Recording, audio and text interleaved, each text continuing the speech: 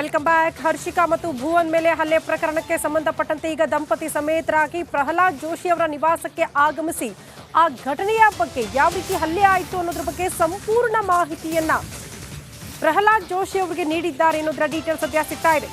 ದೌರ್ಜನ್ಯದ ಕುರಿತು ವಿವರಣೆ ಕೊಟ್ಟಿದ್ದಾರೆ ನಟ ನಟಿ. ಎಲೆಕ್ಷನ್ ಮುಗಿದ ಬಳಿಕ ಕ್ರಮದ ಭರವಸೆಯನ್ನ ಪ್ರಹ್ಲಾದ್ ಜೋಶಿ ಅವರು ಕೂಡ ಕೊಟ್ಟಿದ್ದಾರೆ. ನಿಮ್ಮ ಜೊತೆ ನಾವಿದ್ದೀವಿ ಅಂತ ಧೈರ್ಯ ಹೇಳಿದ್ದಾರೆ ಪ್ರಹ್ಲಾದ್ ಜೋಶಿ ಅವರು. ಯಾಕಪ್ಪ ಕನ್ನಡ ಮಾತಾಡಬಾರ್ದ, ದೇಖೆ ಚಲೋ ಬೈ ಅಂತ ಹೇಳಿದ್ದು ಶುರುವಲ್ಲಿ ಇವರು. ಆಯ್ತಪ್ಪ ನಾನು ನೋಡ್ಕೊಂಡು ಹೋಗ್ತೀನಿ ಈ ಕಡೆ ಕನ್ನಡಕ್ಕೆ ಲೋಗ್ ಅಂತ ಶುರು ಮಾಡಿದ್ದವರು. ಸೊ ಇವಾಗ ಯಾಕೆ ಕನ್ನಡ ಬಹಳ ಎನ್ಕರೇಜ್ಮೆಂಟ್ ಸಿಗ್ತಾ ಇದ್ದಾರೆ. ಸ್ಯಾಂಡಲ್ವುಡ್ ನಟಿ ಹರ್ಷಿಕಾ ಪೂರ್ಣಚ್ಚ ಹಾಗೂ ನಟ ಭುವನ್ ಪೊನ್ನಣ್ಣ ದಂಪತಿಗಳು ಹುಡುಗಿಗೆ ಆಗಮಿಸಿದ್ದಾರೆ. ಕೇಂದ್ರ ಸಚಿವ ಪ್ರಹ್ಲಾದ್ ಜೋಶಿ ಅವರ ಮನೆಗೆ ಆಗಮಿಸುವ ಮೂಲಕ ಮೊನ್ನೆ ಅಷ್ಟೇ ಬೆಂಗಳೂರಿನ ರೆಸ್ಟೋರೆಂಟ್ನಲ್ಲಿ ತಮಗಾದಂಥ ಕಹಿ ಅನುಭವ ದೌರ್ಜನ್ಯದ ಕುರಿತು ಕೆಲವೊಂದಿಷ್ಟು ಚರ್ಚೆಗಳನ್ನು ಮಾಡಿದ್ದಾರೆ. ನಮ್ಮ ಜೊತೆ ಹರ್ಷಿಕಾ ಪೂರ್ಣಚ್ಚ ಹಾಗೂ ಭುವನ್ ಪೊನ್ನಪ್ಪ ಅವರು ಇದ್ದಾರೆ. ಅವ್ರನ್ನ ಮಾತಾಡ್ತೀನಿ.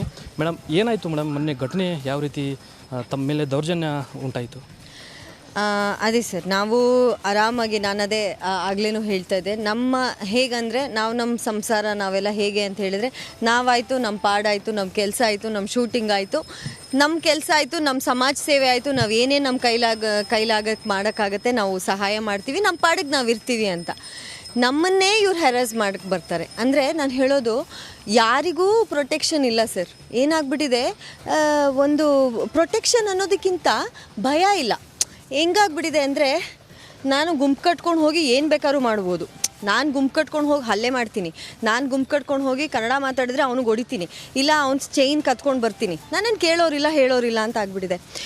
ಆ ಭಯ ಇಲ್ಲದೆ ಇರೋದಕ್ಕೆ ಇದೆಲ್ಲ ಆಗ್ತಿರೋದು. ಪುಂಡ್ರು ಪೋಖ್ರಿಗಳು ಅಂದರೆ, ಒಂದು ಕನ್ನಡ ಮಾತಾಡಿದ್ರೆ ಅವ್ರಿಗೆ ಕೋಪ ಬರುತ್ತೆ ಅಂದರೆ ಯಾವ ಥರ ಜನ ಇರ್ಬೋದು. ನಮ್ಮ ಕರ್ನಾಟಕದಲ್ಲಿ ನಾವು ಹುಟ್ಟು ಬೆಳೆದಿರೋ ನಾಡಲ್ಲಿ ನಾವು ಯಾಕೆ ಒಂದು ಕಡೆ ಹೋಗೋಕ್ಕೆ ಹೆದರ್ಕೋಬೇಕು? ಈ ಏರಿಯಾ ಹೋಗಬೇಡಪ್ಪ, ಸೇಫ್ ಇಲ್ಲ. ಯಾಕೆ? ಹುಟ್ಟು ಬೆಳೆದಿರೋದು ನಮ್ಮದು ಕರ್ನಾಟಕ. ಇಡೀ ಕರ್ನಾಟಕದಲ್ಲಿ ನಾವು ಎಲ್ಲಿ ಬೇಕಾದರೂ ಓಡಾಡ್ಬೋದು. ಯಾಕೆ ಒಂದೊಂದು ಕಡೆ ಹೋಗಬಾರ್ದು ಅಂತ ಹೇಳ್ತಾರೆ ಅಂದರೆ ಈ ಕಾರಣಕ್ಕೆ. ಈ ಥರ ಒಂದು ಪುಂಡ್ರು ಪೋಖ್ರಿಗಳು ಆ ಏರಿಯಾದ ಹೆಸರನ್ನೇ ಹಾಳು ಮಾಡ್ತಾರೆ. ಒಂದಿಷ್ಟು ಜನ ಇರ್ತಾರೆ, ಅವರ ಇಡೀ ಏರಿಯಾ ಹೆಸರು ಹಾಳು ಮಾಡ್ತಾರೆ. ಆ ಥರ ನಮಗೂ ಆಗಿದ್ದು.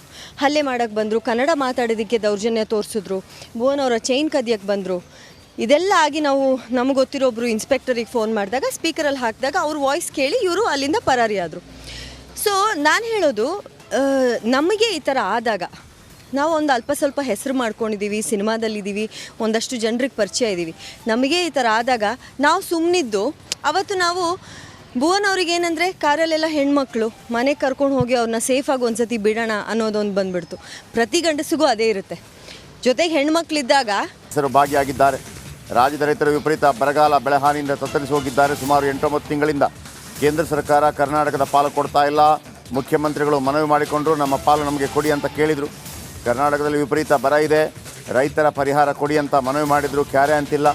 ಸುಪ್ರೀಂ ಕೋರ್ಟ್ 6 ದಿನದ ಒಳಗೆ ರಿಲೀಸ್ ಮಾಡಲು ಹೇಳಿದೆ. ಆದರೆ ರಾಜ್ಯಘಟ್ಟ ಸರ್ಕಾರ ಇನ್ನೂ ರಿಲೀಸ್ ಮಾಡಿಲ್ಲ. ಸುಪ್ರೀಂ ಕೋರ್ಟ್ ನಿರ್ದೇಶನ ಕೊಟ್ಟು 5 ದಿನ ಆದರೂ ಇನ್ನೂ ಅದರ ಬಗ್ಗೆ ಸುಳಿವಿಲ್ಲ. ಈಗಲೂ ಟಿಪ್ಪಣಿ ಬಂದರೆ ಪ್ರತಿಭಟನೆ ವಾಪಸ್ ಪಡೆಯುತ್ತೇವೆ. ಕೋರ್ಟ್ ಆದೇಶ ಮಾಡಿದ 24 ಗಂಟೆಯಲ್ಲಿ ಟಿಪ್ಪಣಿ ಮಾಡಬೇಕು. ಆ ಕೆಲಸ ಮಾಡಿಲ್ಲ. ಈ BJP